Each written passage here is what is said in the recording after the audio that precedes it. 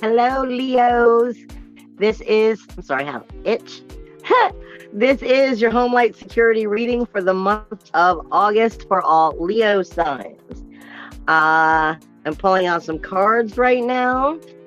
It is the Lion's Gate energy. If you've never watched any of these videos before, please look at that information right down there. Because depending on if you are a Leo sun, then I'm more in your core energy. If you are a Leo moon, I'm more in your emotional energy. And if you are a Leo rising, then I'm dealing more with your three-dimensional energy.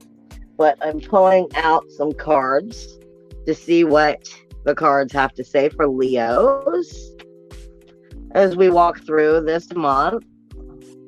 Anybody else here? Okay, let's see what that had to say.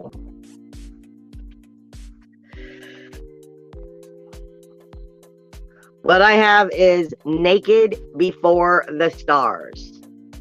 Now, this is the Lion's Gate energy, and I am constantly speaking about when we are doing the Lion's Gate. I'm speaking about the Kokub energy, which is in Leo, but I'm speaking normally about the guardians of the pole. And this is what I'm getting with naked before the stars. I'm getting, this is the world, maybe not the world, maybe I should say spirit, your soul, your higher self, the energies are seeing you for exactly who and what you are. What are you? See, here, it looks like she feels good about herself to me. Like she is feeling secure, feeling sexy, feeling that lioness energy. She's seeing that she is, playing with her hair, feeling good, but all of the stars and the light is behind her. Meaning she feels like I'm on point. I feel like I'm coming into being in the limelight. But maybe it's not the limelight as in like Leo drama, but I feel like it is I'm being seen. My light is coming through. However, what I'm getting here is fated to suffer. And this reminds me of, what is it? The Snow White with the apple. And what I feel like this is you feel one thing. You feel that you're being seen, but at the same time, I'm being seen as happening to suffer. But what this is, if you look, she's being given the apple. Now, the apple is knowledge. And the Disney Snow White and the Seven Dwarfs, the apple puts her to sleep. But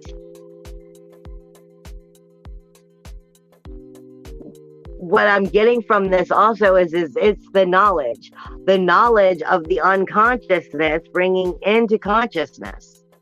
So I feel like this all depends on how you're choosing to view it. Are you viewing it from a low vibrational point of view? And do you feel that you are fated to suffer? That you are going to be seen in the light by everybody else is always suffering? Or are you learning from that suffering? Are you learning from what you had to endure? Are you learning how to move forward and be in a bigger perspective, to see the bigger picture? And the reason I'm going around in circles with that is because right as I started the video, what Spirit gave me was like the outlines of the human, like the arms. And what they're giving me is a very blue energy. But for me, this is throat chakra also is coming into the arms. And throat chakra, thymus chakra, and forgiveness and acceptance. And what are you speaking? And then with the arms, it's giving me very Gemini energy. So what are you speaking into your world? What are you thinking into your world, into your manifestation, into your reality? Are you thinking, oh, woe is me, and this is the way it'll always be? Or are you thinking, I've learned something, and now I'm learning how to speak it from a new perspective? Let me see. I have another deck that's speaking, though, so let's see what they have to say before we get into the astrology. Leo, what does Leo need to hear for the month of August?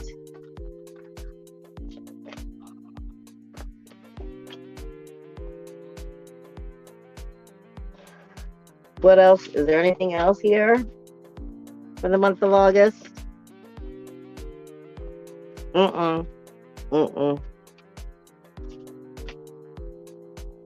Anything else? For some of you, I'm being told that you have too much doubt over your path or anger, and it's creating things. Yeah, it's creating it from a slower manifestation point, meaning you're holding on to too much three-dimensional energy, and instead of getting where you want to go, it's like taking a longer time because of the three-dimensional lower vibration that you're still holding on to, is what I'm getting. The next thing that's coming out in the cards is the gathering together. This is an I Ching deck. It speaks of massing. It speaks of unifying. It speaks of assembling. It speaks of combining the forces to give away, to be able to make room for the new womb. So I feel like this is a cleansing energy. It's release and let go and ebb and flow. Let it go, let it flow through you.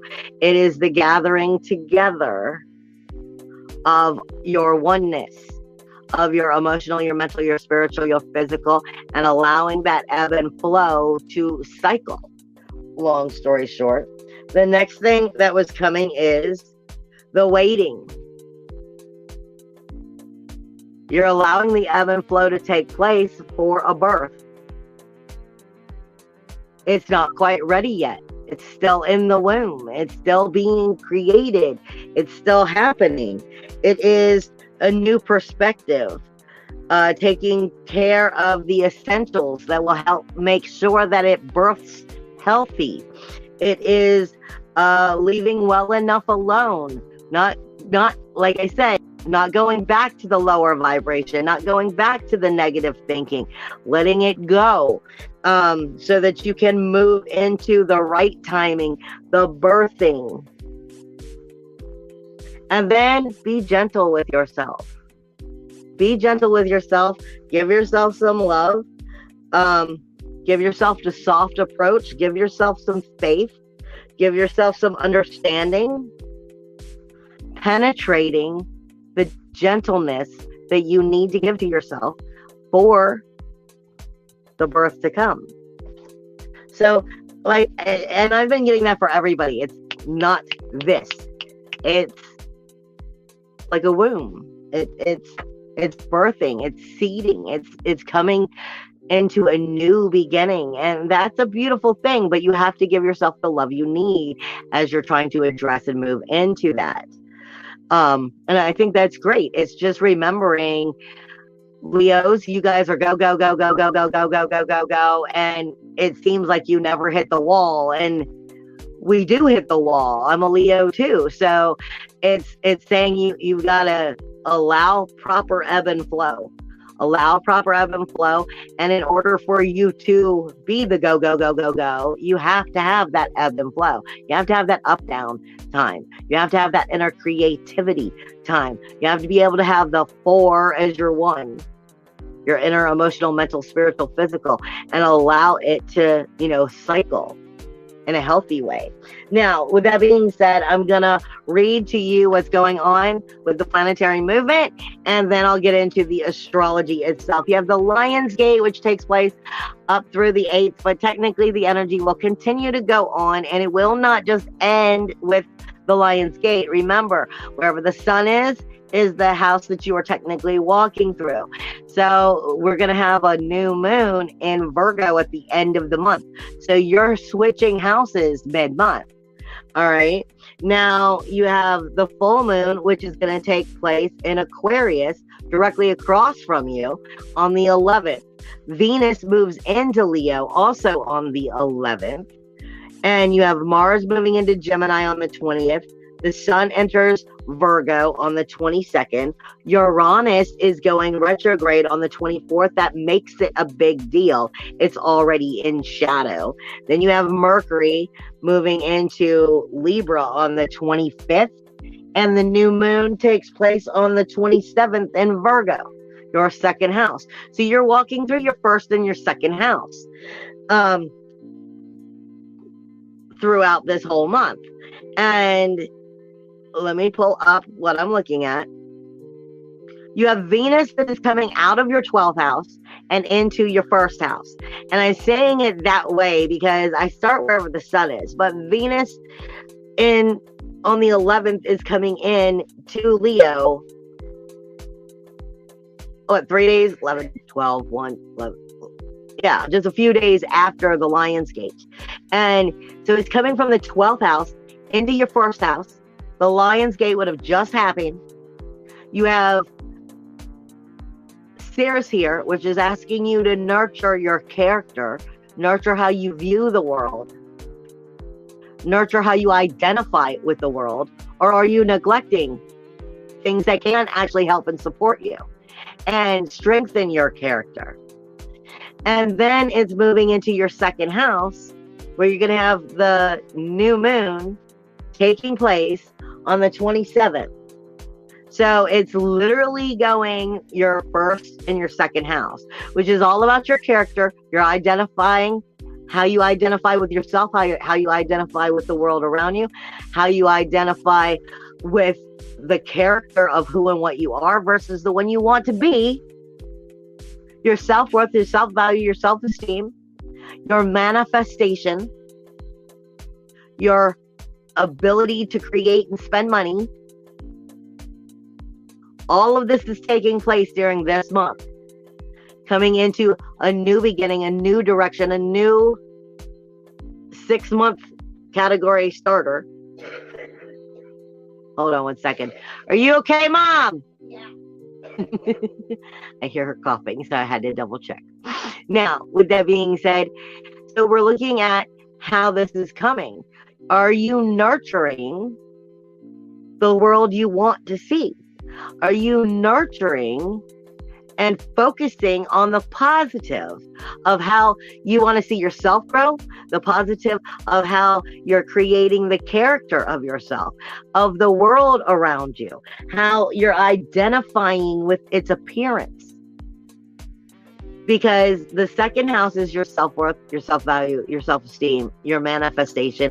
And if you're identifying with yourself on a lower vibration, then you're manifesting from a lower vibration. If you're not feeling secure in that, then you're not going to be bringing security to you. You'll be bringing insecurity, question and doubt and fear. So this is asking you to really get right with the kingdom you're creating and your own courtship of being the king or queen, which is what the Leo is. So this is asking you, what have you created? Are you satisfied with that? And what do you have to tweak in order to make your kingdom vibrant and beautiful? Because new beginnings are going to come off of that beginning understanding of what is important to your self-worth, self-value, self-esteem, and the details that help strengthen that. And what I'm getting right now is a sparrow, and a sparrow for me is your soul song. So are you having a chance to sing your soul song? Perfect example. And I used to say this a while ago, back in the day. My mom used to always have to get, an iced tea from McDonald's way back in the day. And she only wanted the McDonald's iced tea because it came in a styrofoam cup. Now, hear me out. The iced tea was only good because it was in the styrofoam cup. The styrofoam cup allowed her to sing her soul song because it was so super cold. What little details help you be the best you? What little details, like our cell phones, or like for me, my dreads, help us feel good about us, to help us feel secure about who we are? Because those little things are the extra oomph that makes you feel secure, that makes you your self-worth, your self-value, your self-esteem.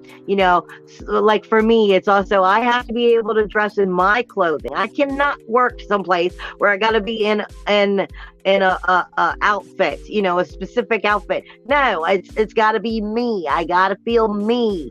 And if I'm not feeling like I'm me, I'm feeling like I'm dressed in some uniform, then I'm all ugh.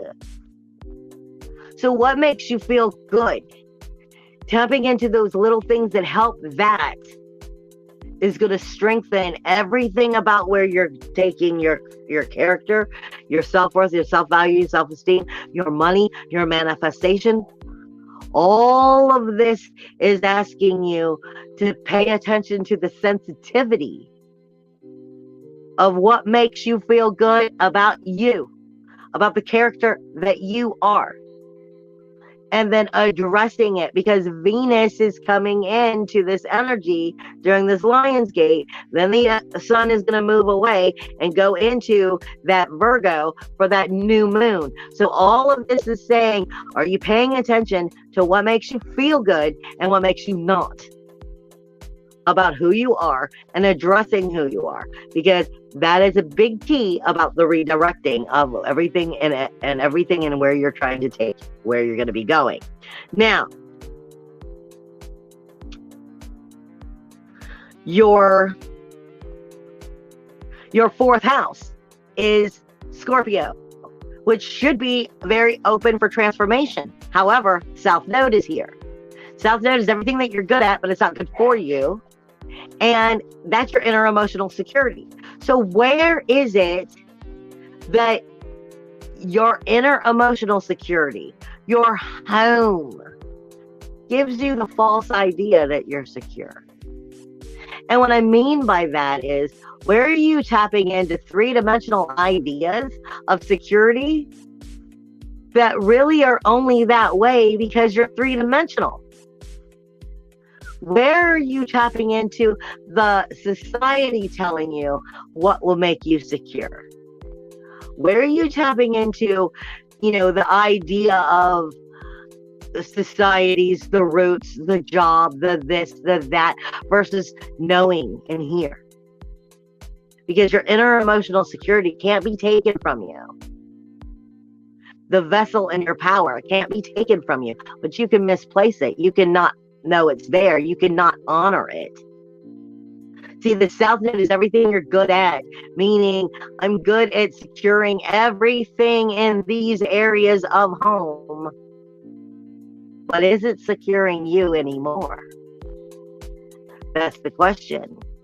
Because it's asking you to grow into a higher, more vibrational energy that's secure more than just the three-dimensional level, but can actually manifest what you really want, and getting away from the three dimension because you are able to bring it from a higher dimension back to this one. That's where that question is. Now, your sixth house is asking you, are you setting the rules, walls, and boundaries to be able to enjoy your world, to be able to be part of your world. See, the seventh house, not the seventh, hold on, 1, 2, 3, 4, 5. Your sixth house is the daily routines, your daily mundane tasks. But it's also the people, places, and things of energies that you consume. So this is saying very grounded energy. I want a return on my investment. Everything I put my energy into, I want to see it come back to me.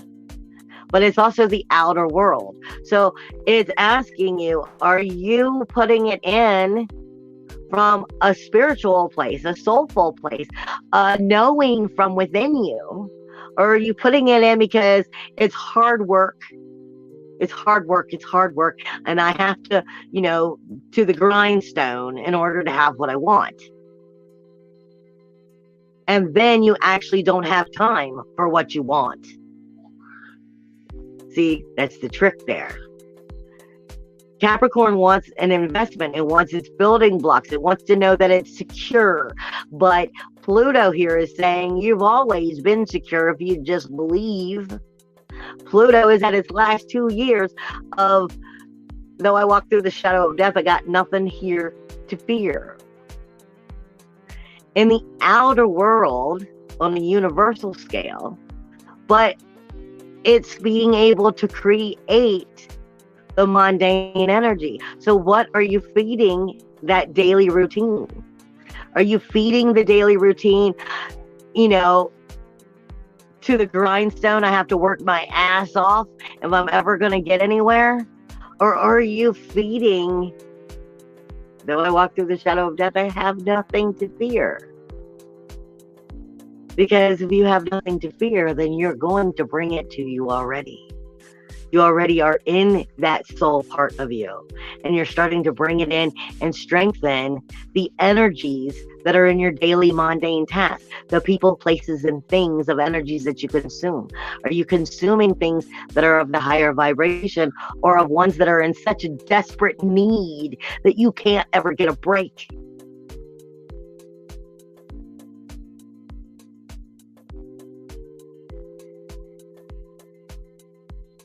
Now, as you enter your 7th and 8th house, your 7th house is Pisces, but your 8th house is in retrograde. Your 8th house is the rules, the walls, the boundaries of these relationships. Okay? And this is Aries energy. Aries has Medusa in it, which is Eris, trouble, toil, and strife. It has Chiron, the wounded healer, and it has Jupiter. Jupiter is abundance and higher knowledge, but he feeds you with whatever you feed him. So he'll feed you abundance of great or abundance of crap. And are you feeding him from the lower vibrational energy of Eris's trouble, toil, strife in the relationships, always looking to be better than the other one? Always having to show and fight for everything that you want in the relationship?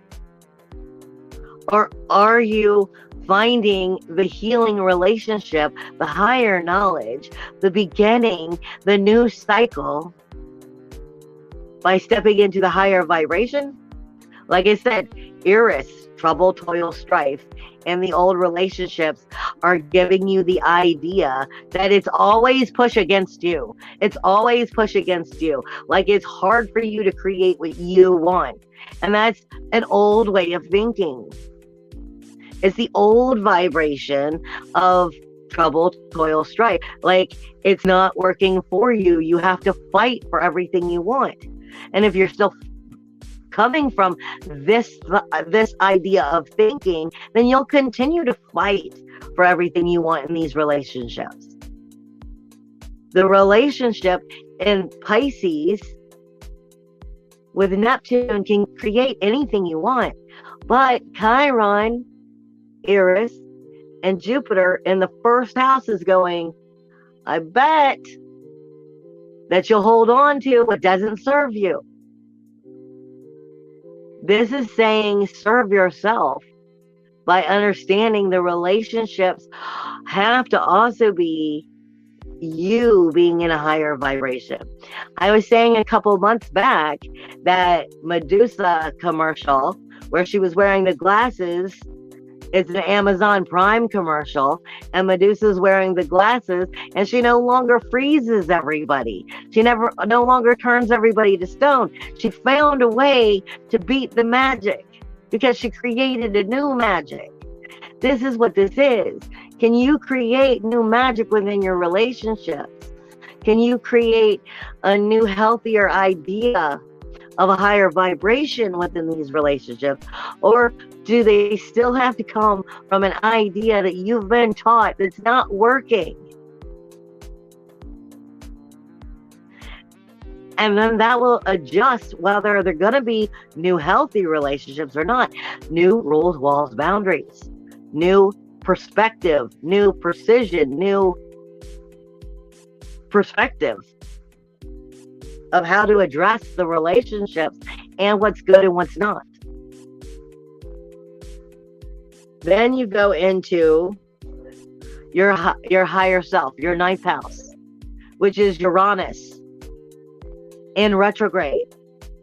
Independence, individuality, uniqueness, freedom. This is saying if you can believe in yourself, you can believe in your self-worth, your self-value, your self-esteem, your unique ability to tap in, then you can start tapping into the bigger picture. A much higher picture than three-dimensional. A much higher picture of ethics and morals and spirituality and truth and religion and psychic abilities and the oneness. But if you have any doubt in your ability to do so, then that means you're following what everybody else has always taught you. And this is time for you to take the chance in trusting in your connection, believing in your connection. Because if you're not, you're trusting in the connection the world taught you and everybody else's opinions. And that's going to keep you right where you've always been.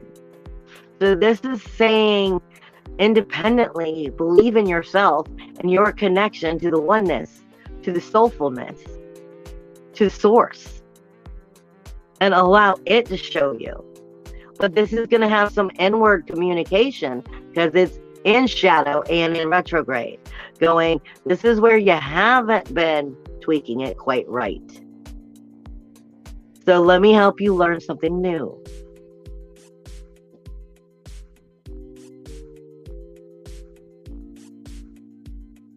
And these last energies, they're going to be not just this month. You're going to be seeing this energy go all the way through to January, to December and January. You've got Uranus is just going to be retrograde up until, the beginning of the year, sometime at least. You've got everything in Aries, which is going to be retrograde until December and January. So you're talking about rebirthing soulfully and relationship-wise over the next 6 months, starting with the Lion's Gate right here, by addressing who you are on these different levels. It's actually quite beautiful. Then you have in your 11th and your 12th house, Mars is going to be moving into your 11th house around the 20th. So this is going to say taking action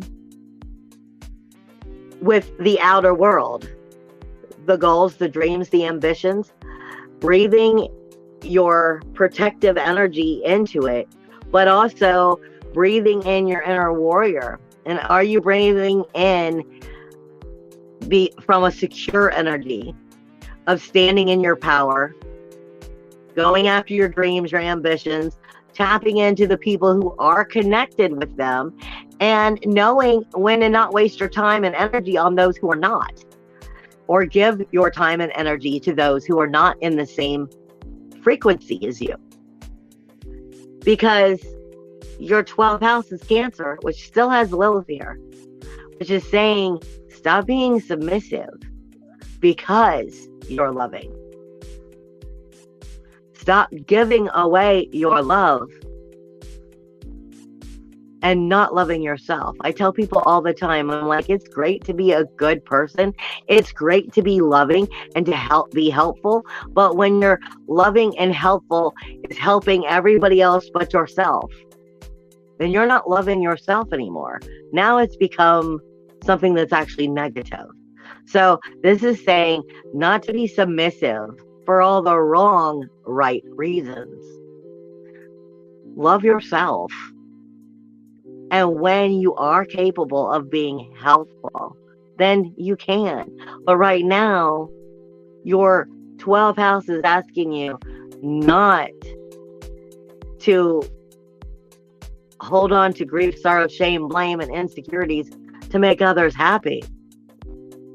Not to be submissive, but to address what will actually make you happy and acknowledge where you're not doing so that you can change it. I love you guys. Bye.